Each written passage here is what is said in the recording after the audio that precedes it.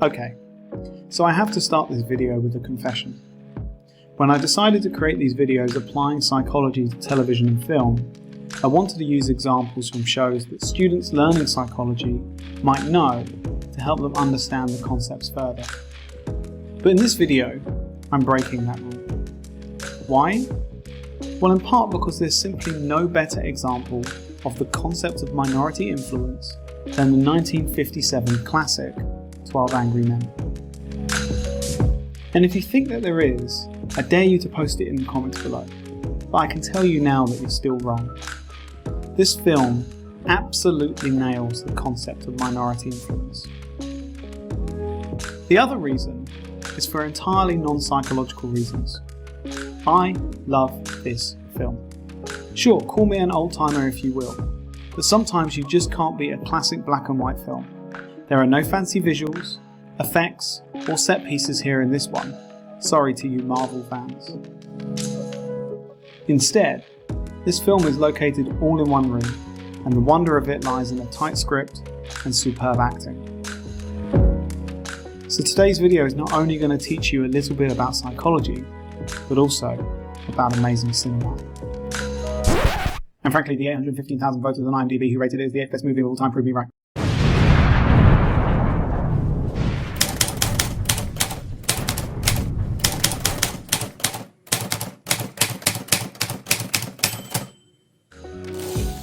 "12 Angry Men" centres around a jury in deliberations over a murder trial. Throughout the film, the jurors are only known by number. 11 of these jurors feel that the trial is an open and shut case. They think the defendant is guilty, which, as the judge outlines, would receive a mandatory death sentence by the electric chair. However, in the initial vote, juror number 8 votes not guilty, much to the dismay of the other jurors. Juror 8 says he's just not sure, and feels that given the magnitude of the decision they have to make, that they should take the time to talk it through and ensure they come to the right decision. And over the course of the film, he manages to persuade the other 11 jurors that there is reasonable doubt and to deliver a not guilty verdict. While there are many revelations that occur throughout the film that ultimately sway the decisions of the other jurors, part of what is going on here is the power of minority influence.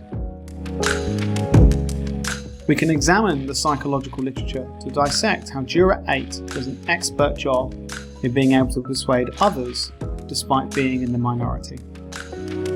Firstly, when we consider minority influence, it's important to note that the ability for minorities to influence others is more difficult than when the majority seek to influence other people.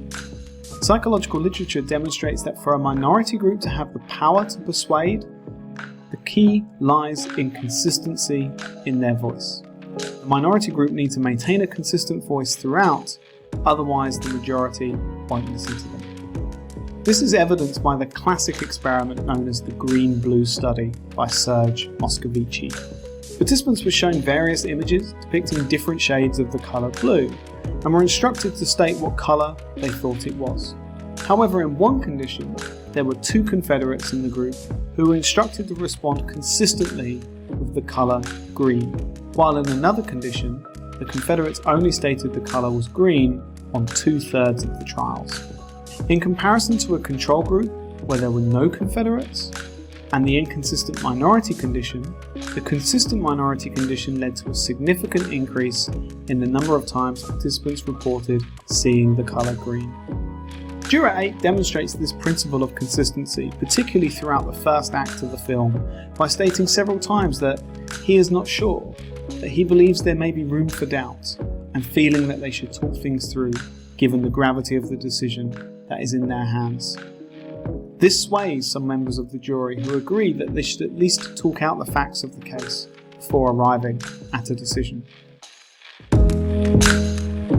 However, psychological literature also tells us more about how minority groups can lead to people altering their decisions. Research on negotiation suggests that if one can show willingness to compromise, then this can be seen as a cooperative gesture which can cause people on the other side to offer concessions which may lead to an ultimate agreement. It is important this compromise doesn't undermine the person's entire position.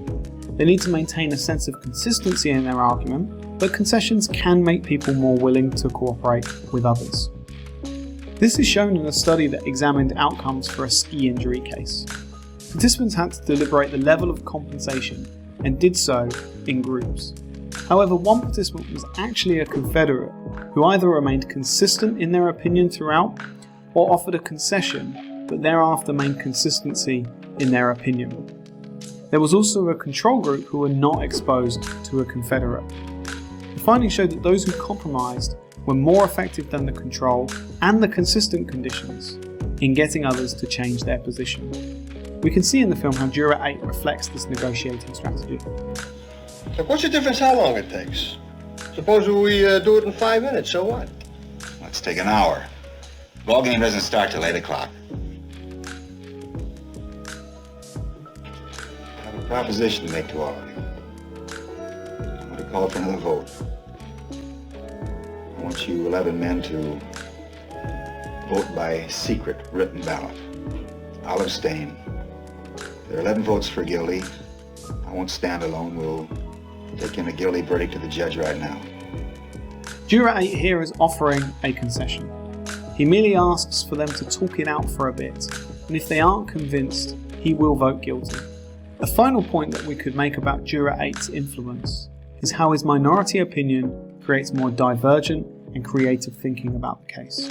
While Juror 8 is the impetus behind many of the issues that come out that cast doubt about the case, others throughout begin to start offering their own ideas about issues with the case and testimony offered.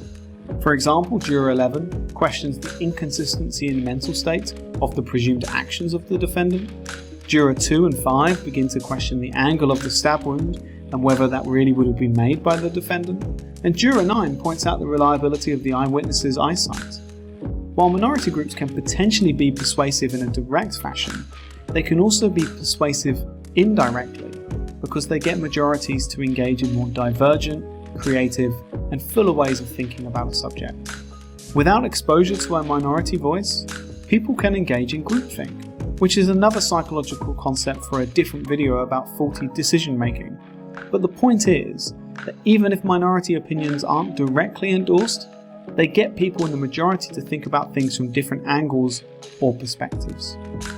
This idea is neatly portrayed in one psychological study where participants were asked to unscramble anagrams to find words.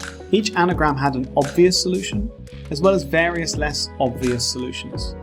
In the first round, participants were exposed to what other solutions other participants had come up with. In the minority influence condition, this included exposure to a participant's solution to anagrams that were relatively unorthodox. In another condition, participants also saw unusual solutions, but this time from the majority of participants, whilst in a third condition, participants were not exposed to any other solutions that participants had come up with. On subsequent trials completing new anagram solutions, participants in the minority influence conditions significantly identified more words, but also displayed superior performance by utilising a range of different strategies to unscramble the words. This study therefore provides an effective example of when exposure to a minority voice can lead to people thinking in different ways. And in the case of 12 Angry Men, the new perspectives that these jurors then offer play a pivotal role in casting further doubt on the case and persuading jurors to change their mind.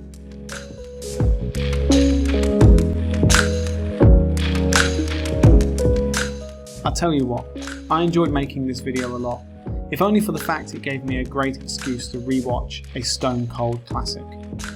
And I hope this video convinces you to watch it as well. If you do, let me know what you think. But also let me know if you can dissect any other psychology in this film. For example, there's a clear undercurrent of how biases, particularly racial ones, cast doubt on judicial decision making. But hey, that's a story for a whole different video. But if you appreciated this one, give it a like and consider subscribing to the channel. It really helps us out. What's the matter with you guys? You all know he's guilty. He's got to burn. You're letting him slip through our fingers. Slip through our fingers? Are you his executioner? I'm one of them. Perhaps you'd like to pull the switch. For this kid, you bet I would.